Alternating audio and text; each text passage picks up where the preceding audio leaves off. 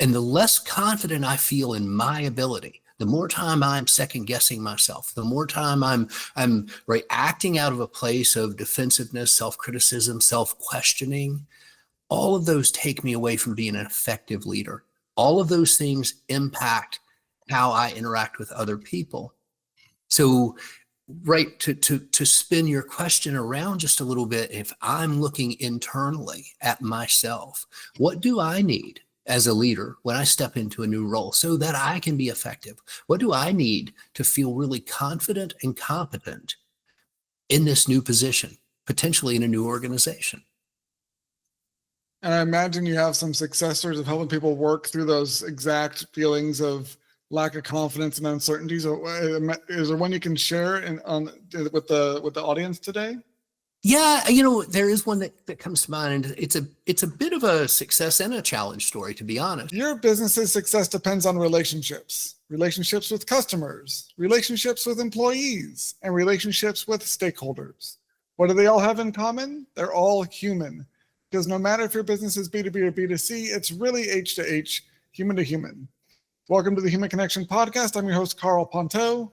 Each week, I'll bring you stories, insights, and practical advice from experts that you can apply to your growing company and daily life. This week, I'm excited to connect with Tim Smith. He is a leadership strategist and succession planning consultant who helps organizations grow the leaders they need next. As principal of Barron Ridge Consulting, he partners with HR teams and executives to identify leadership gaps, assess readiness, and build development strategies that actually stick. An experienced executive coach, Tim brings a calm, incisive presence to complex leadership work. Clients describe him as steady, insightful, and clear, known for asking the right questions and helping leaders and teams move forward with confidence. He believes self-awareness drives leadership growth, and that succession planning is one of the most strategic decisions a business can make. Outside of work, Tim is an avid hiker and explorer of the wild places where reflection and clarity tend to show up uninvited. Congrats on your calm, incisive presence, and welcome to the Human Connection Podcast. Thanks, Carl. Good to see you. Yeah, and I think that a little bit in your bio that really stood out to me is the idea that leadership is about having kind of listening and having that kind of self-awareness to know when they need help. And I think a lot of companies and leaders struggle with that because there's these, they don't know where their gaps are, and they often aren't proactive enough with filling those gaps before someone's about to leave and all of a sudden they realize, oh my gosh, we have this huge issue and how do we fill it? So what are some ways that leaders can lead better by listening to kind of their teams and identifying those gaps? Yeah, that's a good question. It's a big question. And I think maybe the first thing that comes to mind is to be clear about what I think leadership is, or how I perceive leadership. And I perceive leadership as an inherently relationship-oriented function. I think when you move from individual contributor work into leadership work, the way that you accomplish results is through the effort of other people. So, right, you're no longer creating your own results with your own hands or your own thoughts, right? You're creating them through the effort of others. So I think it's always important to remember that. And I think right behind that part of leadership, key part of leadership, is that you are responsible for achieving results. So you have that responsibility. For me, that sets up the listening piece. I think very much that we tend to focus on, when we think of communication, right, the main way that we interact with other people, we tend to put effort first on what's coming out of our mouths. And I think if we can kind of learn to shift that up and listen first, it gives us the opportunity to be really much more efficient and effective with the words that we choose and how we present them to people. And I think I got a little off track on your question, but yeah, that to me kind of accentuates why listening is so important. I think it answered it well, and it shows, again, you mentioned that the quality of leadership is having that being focused on other people and not on the task necessarily. And how do you support the people that you're now in charge of, who are actually doing the tasks? And it's if you're not listening as a leader, then you're not really focused on your team. You're focused on yourself. And I think there's this lack of awareness of how well people listen. They often probably think they're better at it than they really are. They think they are hearing what people are saying, but they're not as effective as they think they are.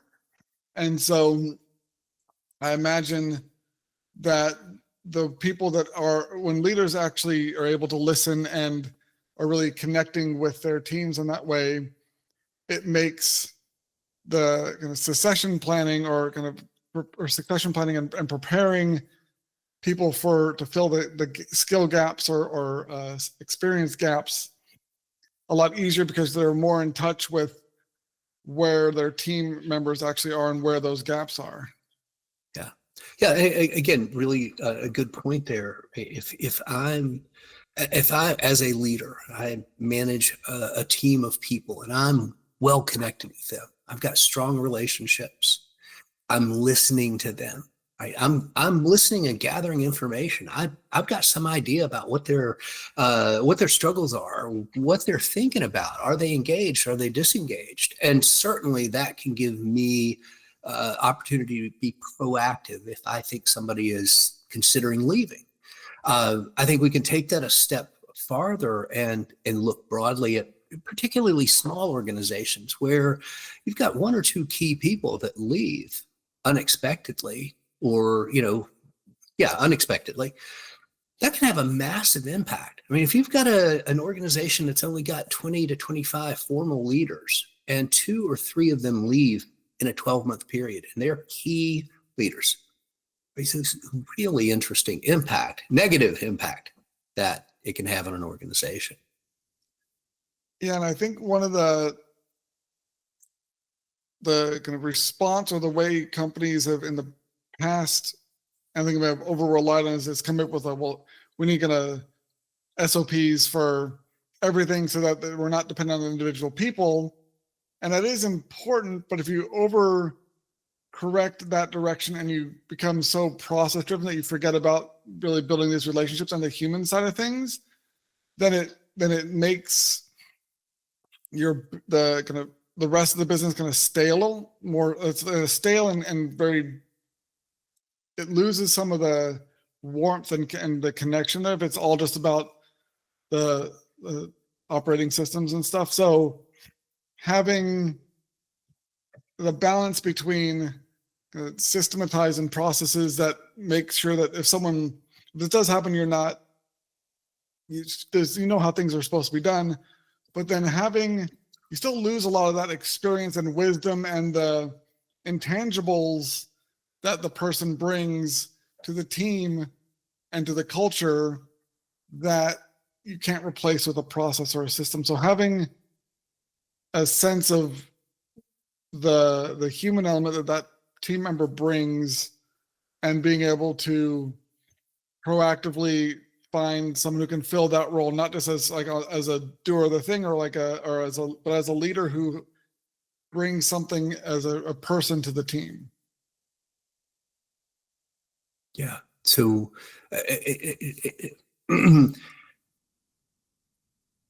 you mentioned the intangibles, and I think that's probably a big place where I like to focus. I'm with you. I love process. I love process. I really enjoy process. I had some experience doing process consulting, and very much value that. Value the idea of SOPs, of maintaining enterprise knowledge. I think that's an important aspect. But the intangibles, right? That's where I think we can really get off track. And, if you've got a new leader that comes in, those intangibles look like trust, and they look like influence, and they look like, all of those things that relationship of the existing leader had, ideally, right? If they're a strong leader, that goes with them, and we're starting over. So is the new leader skilled? Are they competent? Are they confident enough to kind of step in and rebuild those relationships so that they've got the influence to achieve the results. Yeah, and they have the respect and the trust and the relationships on that personal level with the rest of the team. And I think there's a lot more friction involved, and often that can really derail things more than people realize when a new leader comes in and is just going to be expected to hit the ground running without time to build those relationships on a more personal level with their teams, because so much of the doing of the work and managing a team comes down to the human element and those relationships that are not necessarily specific to one task or one job, but it's more about the bond between the leader and the people that on their team, and having those relationships that, so there's a familiarity in how like communication and just this working style and there's personalities that we navigate with people we're familiar with almost secondhand. But when it's a new relationship, not having those, that familiarity can cause a lot of little minor hiccups or slights that, if not addressed, can, like a death by a thousand cuts sort of thing, where if you're just rubbing people the wrong way and little tiny things that seem inconsequential when looking at solo, but compounded up can really undermine the success of whoever's brought in to replace a leader that has leaves for whatever reason. So I think there's this element of, I think what you're helping companies with how to plan to fill that gap in a way that avoids all these little tiny cuts that can end up really derailing a new leader's success. So you touched on something a little earlier that relates in how I'm listening to what you're sharing. It was that kind of that idea of self-awareness. And I think a lot of the work that we do, so a lot of the work that we're involved in is really focused on creating confidence and competence in new leaders. So our work is not going to focus on the process part of the business. It's going to focus on the leadership, the interpersonal piece, the thinking, but the confidence, right? If I'm moving into a new role, it's a new leader, say I'm even in a new organization, it can be a real struggle to feel confident. And the less confident I feel in my ability, the more time I'm second guessing myself, the more time I'm right acting out of a place of defensiveness, self-criticism, self-questioning. All of those take me away from being an effective leader. All of those things impact how I interact with other people. So, right, to spin your question around just a little bit, if I'm looking internally at myself, what do I need as a leader when I step into a new role so that I can be effective? What do I need to feel really confident and competent in this new position, potentially in a new organization? And I imagine you have some successors of helping people work through those exact feelings of lack of confidence and uncertainty. So is there one you can share with the audience today? Yeah, there is one that comes to mind, and it's a bit of a success and a challenge story, to be honest. So it was an organization that I worked with kind of off and on for several years, and they were growing, they were expanding, and because they were growing and expanding, they kind of they created a new executive position. One of their VPs moved into that executive position, and then, as you can imagine, small organization, they basically just moved everybody one level up. And of those 4 or 5 people that were directly impacted by that one change, one organizational change, 4 of them were doing great. One of them really struggled. And he struggled because he liked where he had been. He liked the position. He liked his level of autonomy and leadership. Now suddenly he finds himself bumped up a level where he's not really that confident. He's not sure. So the good and the bad was, or maybe the success and the challenge was, to look across this organization that we've worked with for a few years. We've had a really I think a clear impact on establishing their culture at a leadership level and seeing, hey, we've got some really good wins, right? 80% of these leaders we've worked with are succeeding. And the challenge, right, of seeing that 120% that is struggling a little bit. And there's always the question, could we have predicted that struggle might have happened? Because, we were all involved in watching this organization grow. Me as a consultant working with them, we're seeing the growth. We see the writing on the wall that there's likely going to be this change. But none of us really thought, when we're looking at the change and how that impacts people, how might it affect anybody negatively? And so what did you end up doing to help this guy that was struggling? He's been working with one of our coaches and has really improved. So again, for him, he's got an incredible amount of business savvy, industry knowledge. He's incredibly skilled and knowledgeable about what their field is. The struggle was really letting go of the concept of success as a mid manager and moving into lower level executive work or upper mid management work. So just learning to think different, learning to interact differently. So again, getting him what he needs with some deep coach work.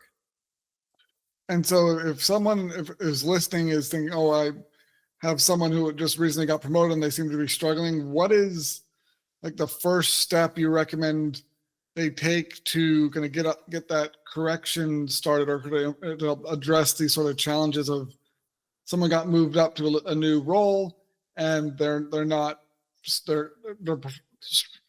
struggling more than they're expected to, and so they could use some help. What's kind of the first step to address those challenges? The first step, absolute first step, is real, honest, clear feedback. Somebody needs to let he or she know, we see you're struggling. We want you to be successful.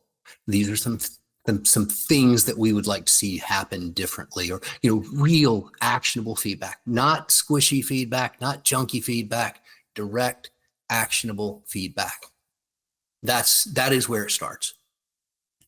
And what do you consider kind of the fluffy feedback, or what are some of the real actual feedback that, because people, I think there might be a tendency to try and lean fluffier than they need to.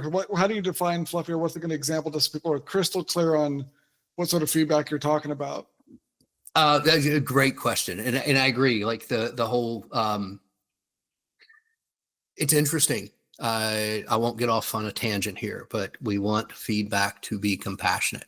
I want you to know that I care. I also want it to be crystal clear. And you can do both of those things. It's just challenging. I think a lot of times we over-index on the compassion or what we think of compassion, and we undersell the clarity. Real clear feedback looks like, hey, you're doing X, Y, and Z too much. You're doing L, M, and N too little. So, hey, you know what? You're spending way too much time in your own office with the door closed. You're not interacting enough with your team, with your new peers, with other key stakeholders in the organization. That to me is clear feedback, as opposed to, well, so you need to get out and mix a little bit more. Yeah, I think there's that level of specificity, and not just what, a vague sense of what needs to change, but actual, here's the specific actions that would, the behavior that needs to be reduced, and what to replace it with, so you actually get the results that you're expecting, and not just you're doing this wrong, figure out a different way of doing things, but actually giving there's that sense of clear what they can do to improve, and not just you're not doing good enough, figure out something else, Right. I real quick, I will share, I'm a huge fan of start, stop, and continue as just a really basic feedback model. Hey, this this is something I would like, something new I want you to start doing. This is something you really need to stop doing, right? You need to be less snippy. You need to not be snippy with your people. And you know what? You're doing this really well. Please continue, do more of that.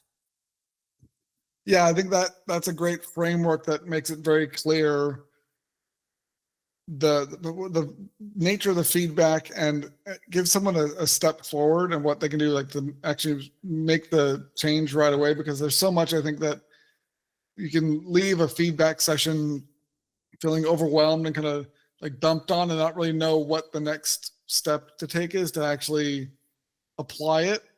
And so that framework makes it really easy for people to leave the feedback session with a sense of what they can do to actually improve that's actionable and not just a huge emotional dump on them. So thank you so much for connecting with me today, Tim. If you enjoyed this episode of the Human Connection Podcast, please like, leave a review, and share it.